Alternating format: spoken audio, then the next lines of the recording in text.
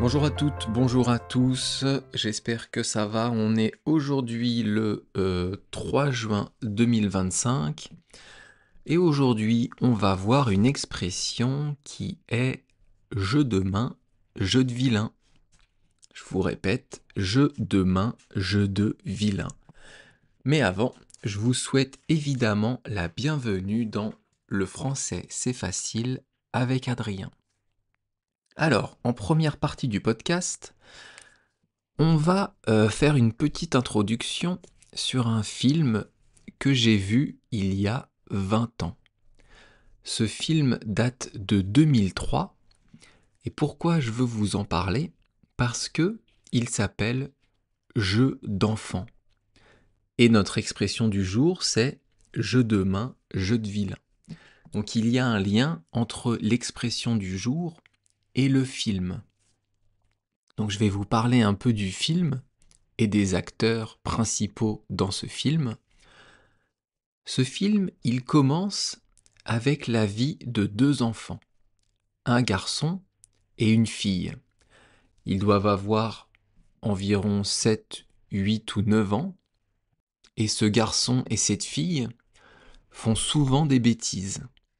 En fait, ils ont un système avec une petite boîte qui ressemble à un petit cirque, et cette boîte, ils se la passent entre eux, et à chaque fois, ils disent cap ou pas cap de faire cela, de faire une chose, de faire une autre. Quand un enfant dit cap ou pas cap, ça veut dire capable ou pas capable. Est-ce que tu es capable ou pas d'aller, par exemple, voler des bonbons au supermarché? Si l'autre dit oui, eh bien, il va récupérer la boîte, qui est en forme de cirque, aller voler des bonbons, et s'il y arrive, il garde la boîte, et après, il va dire à l'autre, est-ce que t'es cap ou pas cap de tirer les cheveux de la maîtresse, par exemple? Et l'autre va dire cap ou pas cap. S'il dit cap, ça veut dire capable, il prend la boîte et il va aller tirer les cheveux. S'il dit pas cap, il ne va pas le faire. Souvent, quand on dit ça, quand on est enfant, on veut pousser l'autre à faire cette chose. On veut évidemment qu'il aille faire ce qu'on lui dise. Et souvent, c'est des bêtises. Donc dans ce film, on voit la vie de ces deux enfants qui n'habitent pas dans le même endroit. Ce sont deux amis, pas de frères et sœurs. Et rapidement, en étant enfants, ils deviennent amoureux, d'un amour unique. Et ils vont continuer à faire des bêtises avec leur boîte en disant cap ou pas cap. Jusque-là, rien d'impressionnant, puisque ce sont des enfants. Les enfants, en général, font des bêtises et on leur pardonne. Sauf que dans ce film, on va voir leur évolution en tant qu'adolescents, puis en tant qu'adultes. Et ils vont continuer avec cette boîte à dire à l'un et à l'autre cap ou pas cap. Le problème, c'est que, en étant enfant, quand on dit cap ou pas cap, ça va être une bêtise à faire qui est petite. Voler des bonbons au supermarché, évidemment, ce n'est pas bien, mais ce n'est pas très grave. Sauf que quand on est adulte et qu'on demande à l'autre cap ou pas cap, ça va être beaucoup plus extrême. Je vous en dis pas plus, je vous laisse voir ce film si vous le souhaitez. Ça s'appelle Jeu d'enfant et c'est sorti en 2003. Je pense que vous pouvez le trouver sur internet ou sur les plateformes de streaming à l'achat. En tout cas, c'est un très joli film. Et ce qui est marrant dans ce film, c'est que les deux personnages principaux, qui sont les acteurs Guillaume Canet et Marion Cotillard, eh bien, ces deux personnages, ces deux acteurs qui jouent dans le film, qui jouent des amoureux dans le film, eh bien, ils sont en couple dans la vraie vie. Je ne sais pas s'ils sont mariés ou pas, mais en tout cas, ils jouent un couple dans le film et ils sont réellement en couple dans la vraie vie.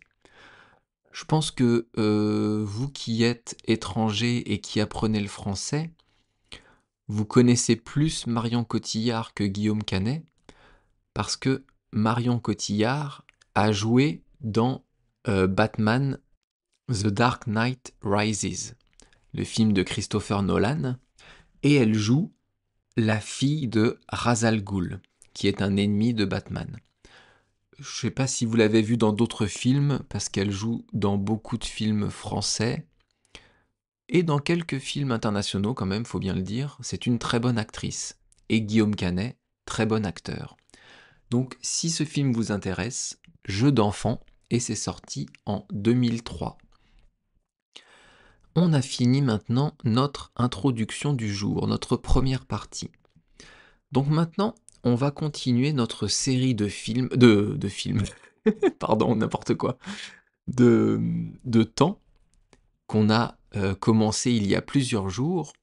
Alors hier, on a fait une fable de La Fontaine, donc rien à voir, mais avant-hier, on a fait le futur proche. Donc avant-hier, on a commencé avec les temps du futur.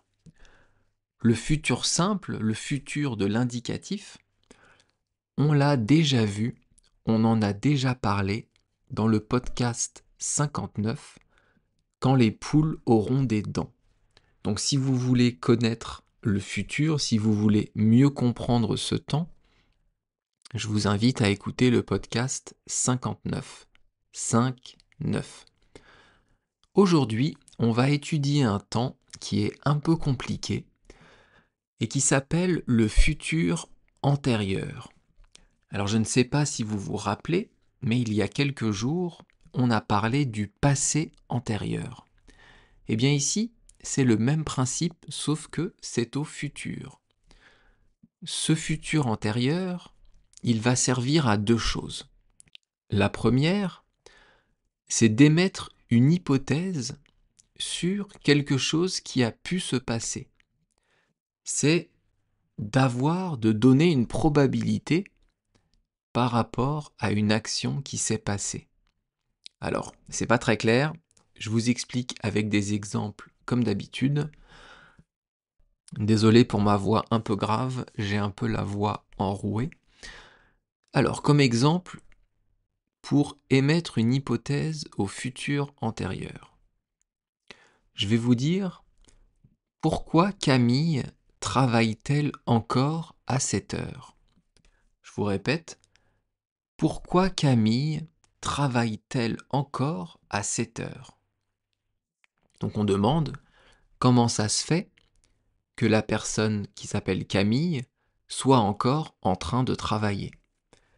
Et la réponse, elle aura sûrement pris du retard dans ses dossiers. Elle aura sûrement pris du retard dans ses dossiers. Alors ici, on a l'emploi du passé antérieur. Avec aura pris, elle aura pris du retard. Aura, c'est l'auxiliaire avoir qui est conjugué au futur. Et pris, le participe passé du verbe prendre. Un autre exemple, Bertrand répare sa voiture pour quelle raison? Ou on pourrait dire, pour quelle raison Bertrand répare-t-il sa voiture? Donc, le monsieur qui s'appelle Bertrand répare une voiture. On demande pourquoi. Et donc la réponse, il aura peut-être eu une panne. Il aura peut-être eu une panne. Ou alors, il aura eu une panne. Ici, aura eu, c'est le futur antérieur. C'est l'auxiliaire avoir avec le verbe avoir, donc le participe passé du verbe avoir. Je ne sais pas si c'est un peu plus clair pour vous. Je sais que c'est pas simple à comprendre comme temps. Donc ça, c'est la première utilisation du passé, du futur antérieur, pardon. La deuxième utilisation, c'est pour exprimer un fait qui va être sûr et certain par rapport à une action future. Donc on va parler de quelque chose qui se passe dans le futur et on va dire quelque chose qui est sûr, qu'on est sûr qui va arriver.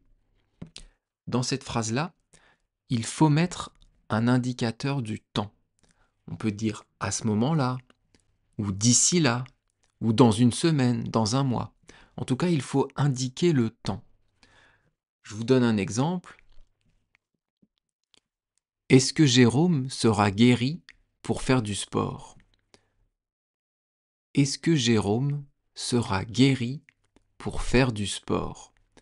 Donc là, on comprend que Jérôme est malade, donc on demande, est-ce qu'il aura guéri à temps?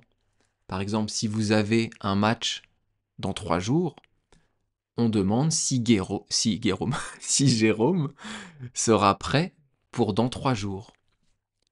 Oui, d'ici là, il aura sûrement guéri. Ici, on dit oui, donc on est OK, on confirme. On met l'indicateur de temps.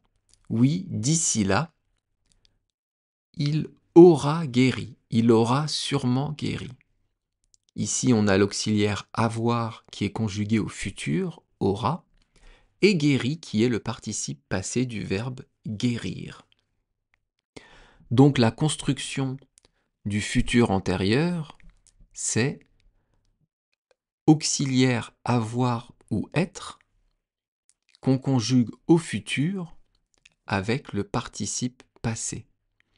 En fait, c'est un peu comme le passé antérieur ou le plus que parfait, mais ici, on va conjuguer l'auxiliaire au futur.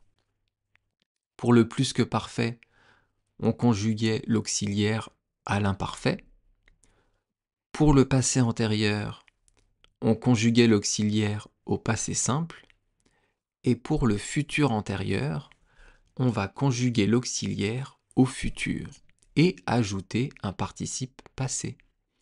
Donc vous aurez compris que pour conjuguer ce temps au futur, il faut connaître le verbe être, l'auxiliaire être au futur et l'auxiliaire avoir au futur.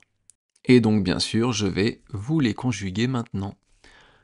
Le verbe être au futur, ça donne je serai, tu seras, il sera, nous serons, vous serez et ils seront.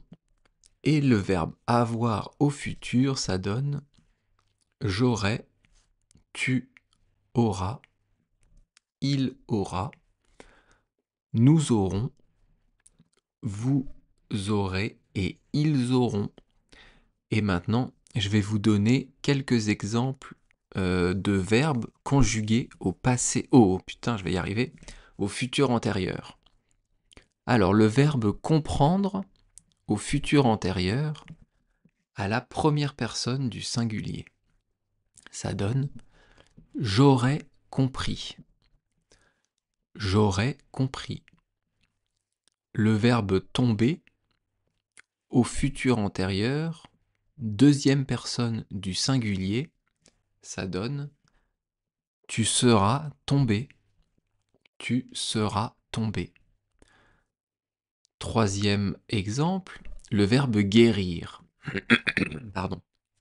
Le verbe guérir au futur antérieur, troisième personne du singulier, ça donne il ou elle aura guéri. Et un dernier, le verbe décevoir. Alors, le verbe décevoir, on va le décomposer. Déjà, c'est quoi le participe passé de décevoir? Celui-là, il n'est pas facile à trouver et c'est déçu. Donc déjà, on a la fin du verbe, ça va être déçu. Est-ce qu'on utilise le verbe être, l'auxiliaire être ou l'auxiliaire avoir pour le verbe décevoir? Pour ce verbe, on utilise l'auxiliaire être. Donc on va conjuguer l'auxiliaire être au futur et je vous demande la première personne du pluriel. Donc la première personne du pluriel, c'est nous. Et donc le verbe, l'auxiliaire avoir, être, oh là là, pardon, l'auxiliaire être, futur, première personne du pluriel, c'est seront. Nous serons. Et donc on rajoute déçus après, nous serons déçus. Et là, vous avez le futur antérieur. Allez, maintenant qu'on a fait ce temps compliqué, on va passer à la troisième partie du podcast. Et donc, on va voir l'expression jeu de main, jeu de vilain. Alors, le jeu, c'est la même racine que pour le mot, pour le verbe jouer. Jouer, ça veut dire s'amuser. Donc, quand on fait un jeu, on s'amuse. On peut faire un jeu de cartes, ou un jeu vidéo, ou un jeu de société, ou un jeu d'extérieur. Tout ça, ce sont des activités où on va s'amuser. Attention, jeu, quand il est au pluriel, prend un X et pas un S. Donc ça s'écrit J-E-U-X. L'expression du jour, c'est jeu de main, jeu de vilain. Jeu de main. Donc, jeu de main, c'est un jeu qu'on fait avec les mains. Et en fait, quand on dit ça, c'est un moment où deux enfants vont commencer à se chercher, commencer à se bagarrer un petit peu gentiment, à se chamailler. Ils vont utiliser leurs mains. On dit surtout ça pour des enfants. Par exemple, deux enfants, deux frères ou deux sœurs, ou même un frère et une sœur, qui ont quasiment le même âge, et bien souvent, il y a une dispute qui peut commencer. Pour un sujet ou un autre, peu importe, mais ils vont commencer à se disputer. Et doucement, il y en a un qui va taper sur l'épaule de l'autre, mais doucement. Et l'autre va répondre en tapant sur sa jambe, un peu plus fort. Et l'autre va encore répondre en tapant sur le bras encore plus fort. C'est là qu'il faut les arrêter et dire jeu de main, jeu de vilain, donc maintenant stop. Du coup, je suis passé plutôt sur l'exemple, mais on va revenir à l'expression jeu de main, jeu de vilain. Donc jeu de main, c'est ça. C'est jouer avec les mains, mais en fait, ça va dégénérer. Et d'ailleurs, on le dit dans l'expression, jeu de main, en fait, ça devient un jeu de vilain. Et vilain, c'est quelqu'un qui fait des mauvaises choses. Quelqu'un qui fait des mauvaises actions. Je pense là tout de suite à un manga qui s'appelle Boku no Hero Academia ou My Hero Academy en anglais. Eh bien, dans ce manga, il y a des super-héros et des super-vilains. Les super-héros ont des pouvoirs et vont faire le bien, et les super-vilains ont aussi des pouvoirs, mais vont faire le mal. Donc un vilain, c'est ça. Quand on dit jeu de main, jeu de vilain, ça veut dire qu'en fait, comme je vous l'ai dit dans l'exemple, une dispute peut vite devenir une vraie bagarre, avec des coups, où on se fait mal. Donc on va utiliser cette expression surtout quand des enfants commencent à se pousser, à se chercher. Ça peut être entre frères et sœurs, mais aussi entre deux enfants amis. On ne dit pas ça à des adultes, on dit ça à des enfants. Jeu de main, jeu de vilain, c'est réservé à des enfants. D'ailleurs, sur l'image du podcast, vous pouvez le voir, j'ai mis 3 filles, ça peut être 3 sœurs ou 3 amies, qui commencent à se chamailler, qui commencent à se chercher avec leurs mains. Là, on va arrêter le truc, on va arriver et leur dire stop, pas de dispute, jeu de main, jeu de vilain. Voilà, vous avez compris? Alors ça vient d'où cette expression? Cette expression, elle vient du Moyen Âge. Pourquoi du Moyen Âge? Parce qu'à l'époque, les vilains, c'était les paysans. ça n'avait pas le même sens qu'aujourd'hui. Donc on appelait un paysan, un campagnard, un fermier, un vilain. Et ces personnes-là, qui n'avaient pas beaucoup de culture, pas beaucoup d'éducation, eh bien, quand elles avaient un problème, elles utilisaient la violence, elles utilisaient la force. Et donc on appelait ça des jeux de vilains. Ça vient de là. Donc on compare ces personnes au Moyen Âge qui se battaient pour résoudre les problèmes à aujourd'hui les enfants qui qui veulent pas résoudre mais qui partent d'un problème, d'une dispute et qui vont arriver à une vraie bagarre. En anglais, c'est plus simple, ça se dit It will end in tears. Ça finira avec des pleurs. Et c'est vrai que souvent, quand les enfants viennent à se battre, à se tirer les cheveux, eh bien, un va pleurer, ou les deux d'ailleurs, c'est possible, mais souvent c'est un qui va finir par pleurer. Est-ce que vous avez compris le podcast? Est-ce que vous avez compris l'expression du jour? Et surtout, est-ce que vous avez compris le futur antérieur? J'espère que oui. Vous pouvez me retrouver par mail à françaisfacileadrien@gmail.com. Si vous voulez m'envoyer un petit message pour me proposer une musique ou une expression à étudier, vous pouvez aussi me retrouver sur YouTube, Patreon, Instagram plus beaucoup parce que je me suis rendu compte que ça n'avait pas beaucoup d'intérêt pour mon podcast d'être sur Instagram. Donc plutôt YouTube, Patreon. Et j'espère que ça a été pour vous aujourd'hui. Et I hope everything was fine for you. Did you understand the expression? It will end in tears. In English it's that, but in French it's when you play with your hands, well, it can become